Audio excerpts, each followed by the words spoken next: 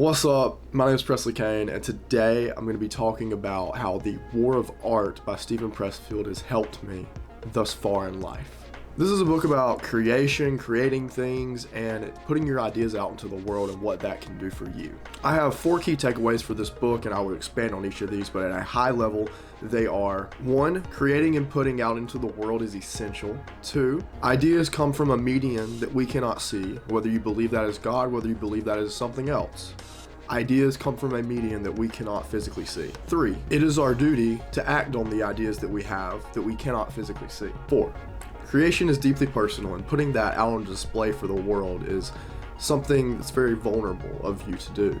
And it's extremely difficult at times, but you're going to feel these emotions of going, oh, stop, don't want to do it, but you have to do it. So, the first point, why is creating and putting out into the world essential? Creating and putting out into the world is essential because we are humans, we are meant to create.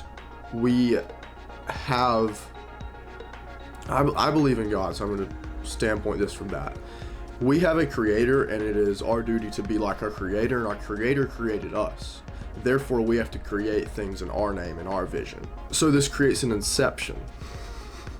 It's like, if we are going to act like the creator and be one with the creator, then we have to create. And it's a drive, it's a motivation inside every single human. I don't know any human that has no drive to create in any capacity, whether that's my roommate's an engineering major. He's going to create in a different way than me. I'm an accounting major. I'm going to create in a different way than one of my good friends who is in health and nutritional sciences. He's going to create in a very different way than either of us will ever do. But the center purpose behind all this stuff is creation itself. So 2, ideas come from a medium we cannot see. I don't know where ideas come from. I have no idea. I have no idea where ideas come from, actually. They just appear in my mind, and it's kind of going into 3 as well. It is our duty to act on these ideas, because regardless of whether that idea is good or not, you won't know until you act, until you walk a few steps, until you get out of your head thinking and actually do some action and work towards those ideas. When I was trying to start a food cart business, I had this great idea. I saw it in Thailand, and I was just going to bring it to Athens, Georgia, this college town, and do it late nights. It would have been a hit, but there was some trouble.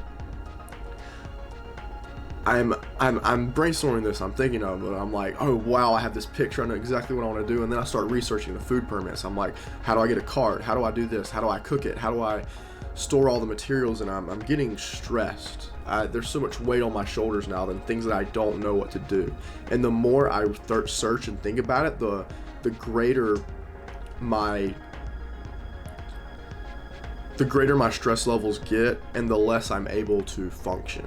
So, how did I get out of this? How did I figure out what was wrong? So how do I get out of this? This is actually the time that I was reading this book. So I'm like, okay, I need to do action. I need to take some action here. I call people at the Athens Health Department. I'm like, hey, how do I do this? I start asking people questions, and they're very nice. They want to help you out as much as they can. They talk to entrepreneurs, people trying to do this every single day, and they genuinely want to help you out as much as possible. So I start doing that. I call them. And I get to this one office. It's the one where you have to submit the application to get your stuff like reviewed and things like that. And they'll send a test person out and do all your stuff. And I'm asking them, they wanted $1,000 just to look at my menu and approve it. And that's the first thing I was like, these people are crazy.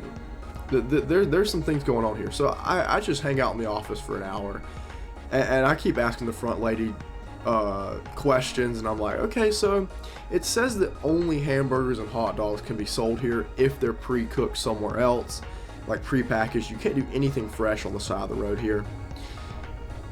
And I get that question out of her after like 45 minutes, and she finally goes back and asks somebody, and I'm like, wow, these people really just wanted $1,000 from me. But I couldn't even do the idea I had. I literally couldn't take action on the idea I had because the entire time it was illegal in the area I'm at. And if I had done it, if I started selling food like that, it would have been a hit, yes, but I would have been slapped with fines immediately, and I would have never gotten off the ground. But I did not know any of that until I started taking action, until I started calling people, because searching the internet, searching Google, there wasn't enough online about the specific area and what I needed. I had to go in person and talk to these people. I had to go in person to get these documents. So that is why action is so incredibly important. That is 2 and 3. Ideas come from a medium we can't explain. I'm there. And 3 is our duty to act on these ideas, because if you don't act on them, you don't know. And I learned so much through that process of acting. And then 4, creation is deeply personal. Even talking to you right now, I'm getting this feeling in the back of my mind, if I let it seep in, like, oh, Presley, don't say this, don't do that, don't do that. It's like voices inside your mind trying to sway you one way or the other. And it's like, before you hit the post button, you're like, oh, should I do that? Should I do that? Should I do that? And it's fear, it's anxiety, it's worry. And what I've done, and what I have to tell myself time and time again, and what my very good friend who edits a lot of these videos tell me, just press the button. Just press the button. It's okay. And how did I finally get there? You have to separate your work and yourself. There has to be a line between that identity. And that also allows you to look at your work objectively and say, hey, how can this get better? How can I improve on this? How can I think about it from a different standpoint, which is incredibly important, so that you can grow and learn as a creative. And these were the 4 main lessons I got from Steven Pressfield's The War of Art. I hope that you enjoyed that. And I'm going to start doing some book reviews when I finish books. I'm going to film a lot today and get these built up, because I've read a lot of books that I just haven't reviewed, and I've got plenty of notes on on my takeaways from them. So I'm just going to go ahead and make videos about those.